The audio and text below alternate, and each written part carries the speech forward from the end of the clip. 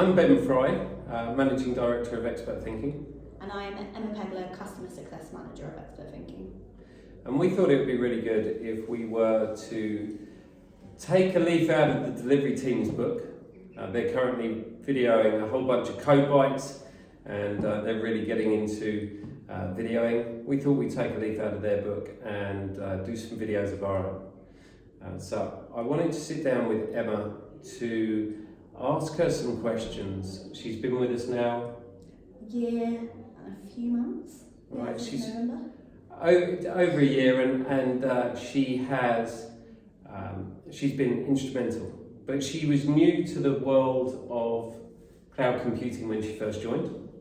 So I thought it would be really interesting to ask Emma what she thinks about expert thinking and what she thinks the value that we bring to our customers. Putting you on the spot. Definitely putting me on the spot. So, in terms of expert thinking, I might have to be very biased. Of course you can. Yes. No, it's fantastic to be able to see customers' journeys and how we're able to really help them accelerate the benefits of cloud technology whilst helping them save some costs and cost optimization. Excellent. Yeah. Excellent. And so what do you think makes us unique to our competitors, as you know? I think it's the opinionated piece in terms of that you guys are really a team of experts, and it's a privilege to work with you, especially with how much you guys know. Coming into the industry, obviously, as you've already said, I didn't know very much. It is a bit daunting when you hear them in a conversation, but they really know their stuff. And I think for that reason, when they go into any conversation with a customer, they're going to be open, honest, and share that expertise and their talent with them. But obviously the ultimate goal is the best solution for our customers, and it's with them in mind. And sometimes they need to share that opinion to get to that solution and output. That's brilliant, thank you. Okay. That's really kind of you to say. Does that cover it? That covers it. That's covered it, and that wasn't scripted, as you could probably tell. So recently we've become accredited with Gaming Works for the Phoenix Project Simulation, and you sat the Phoenix Project Simulation. I did, yes. For those that are actually taking the time to watch this, we've recently run a couple of iterations of the Phoenix Project Simulation with the team to give Alex and James an opportunity to practice what they learned. But also to give a terrific amount of value to the team so that they could learn through taking and participating in the simulation. Emma took part in the first iteration. So what did you think? It was great. It was so insightful to actually be a part of it. And obviously you start to realise what kind of conversations might go on between dev and ops. For me, obviously, when I came to the company, I'd probably say I sat more with the ops side of things. So to see how the rest of the teams work, what challenges they may face, and obviously the goal of having better communication between all the teams, it was very apparent to me. I think it was quite nice doing it as a non-technical person. I had one of the more challenging roles, so there was lots going on. I was being pulled into the boardroom quite a lot. The team got really into their role play. But yeah, no, I would really recommend it to other companies thinking about working on their team collaboration. I think that's the thing. It's always been the go-to book for our industry, certainly for the last few years. And I remember when I read it, and it was a long while ago now, and it was so incredible that someone had managed to articulate through a narrative, through a storyline, a lot of the challenges that organisations face.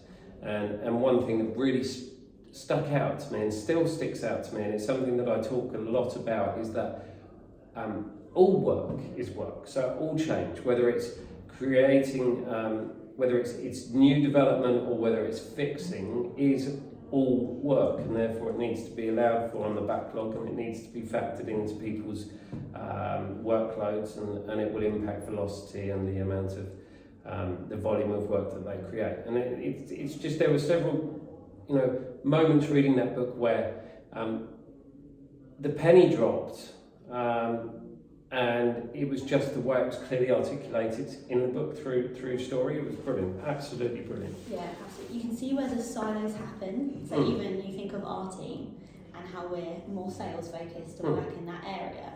And so we obviously have our targets and objectives, but then you've got another area of the business that also needs to make a certain amount of improvement and it's beneficial for the whole company. So it really is insightful to think you've got to come together as one.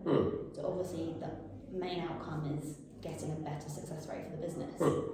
Absolutely, and I suppose that so that is it's really interesting hearing what you've got to say about that, and then thinking about us as a company, and the Phoenix Project Simulation is really good at helping organisations identify what's working, what's not, what needs improvement, and that's really important for the companies, but it's really important for us because when you're looking at moving towards cloud computing, it's not just about the technology, it's about how you embrace the technology, how you work.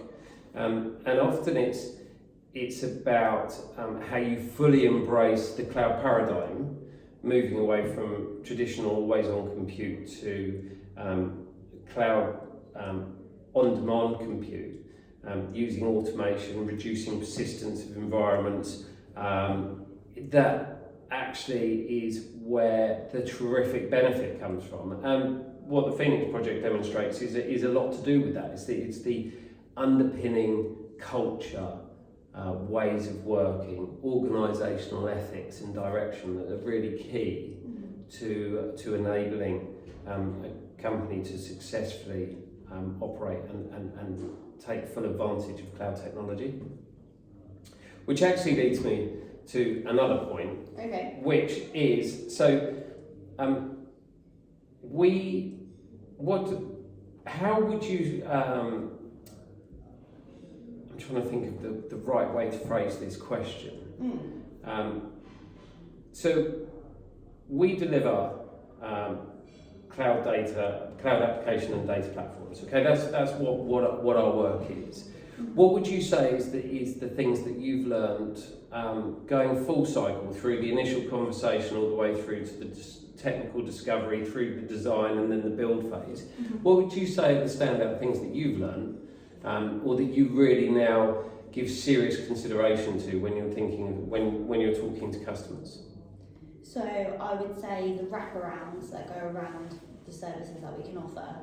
So in terms of having security and governance baked in, really critical to a lot of our customers. The focus on cost, and that you do see that sometimes cloud technology is an investment, but actually what you can get as a result of embedding that the right way in your company is an investment you get back as well. So taking consideration to that, I think that's key when speaking to customers, so they understand that as well. What else? I think doing things the right way to best practice. Trying something by yourself, if you maybe don't have the expertise or knowledge, we know that sometimes mistakes can be made, and we are definitely someone that has that devil's approach, that sometimes you have to break things to make things work. Yeah. However, obviously, if you can have that support and expertise around you as you do it, why wouldn't you do that? Absolutely. So there's often a phrase that is that you see on LinkedIn, and you see various things. It goes along the lines of if you think good engineering is expensive, you should see the cost of bad engineering. And I think that's one of the things that we've managed to achieve now. Well, there's several key things that I really am so proud of as an organisation that the delivery team have managed to achieve, because it's kind of making the vision of the company when we set out to be a reality.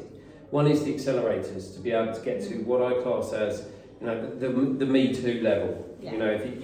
There is so much that as a mid-market to enterprise customer you have to have in place. Like you say, security and governance baked in. There's that level, that Me Too level, that we can accelerate the delivery of. And that's beyond the Microsoft Cloud Adoption Frameworks. This is real enterprise grade, scalable, performant, extensible, secure, flexible, highly available platforms.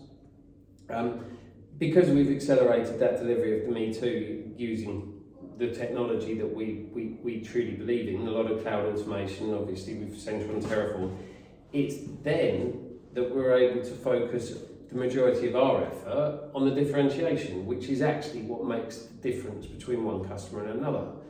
So the customer isn't paying us just to create the same thing as everybody else. The customer is actually paying us to create the real differentiation, that competitive edge, the thing that is really going to enable them to leverage cloud technology in the best possible way for them as a company.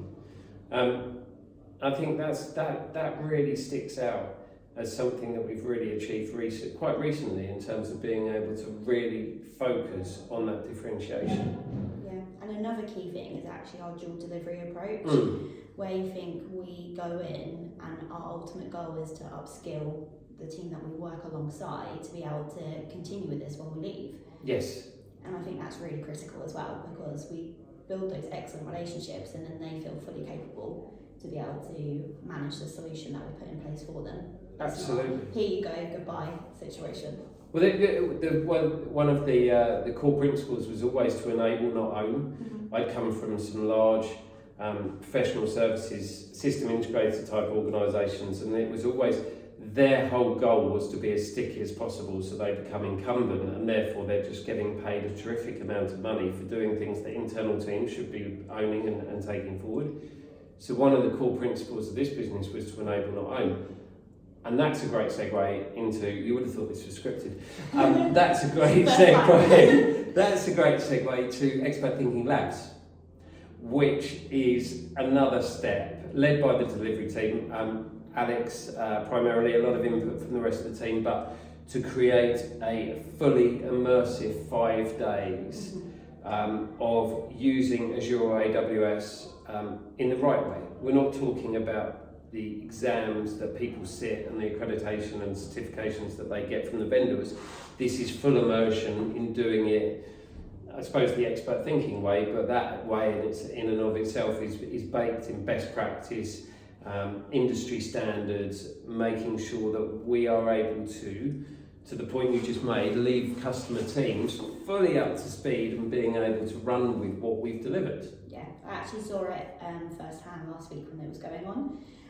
Experienced some of the hands-on labs that the team had to go through, and again I think it's that safe, secure environment where they were able to go through a scenario and had the input from Alex and Jake and the team to explain what was going on and coach them through that environment. I think it gave them an opportunity to try those scenarios, so yeah, it was really interesting to see. That's such a great, it's such an empowering tool to have 5 days fully immersed, as you say, in a safe and secure environment where you can try things out and learn by doing.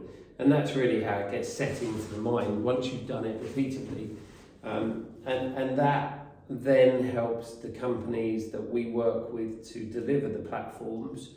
Not only are they able to operate it themselves, but they can extend and enhance it, take ownership of that, which is just fantastic. So I think as our first video goes, that's pretty good. Yeah, it's not bad. I'm pleased about that. That was completely unscripted, and that is the first take. And I think... Come back for more. Yeah, come back for more. Thank you. Thanks.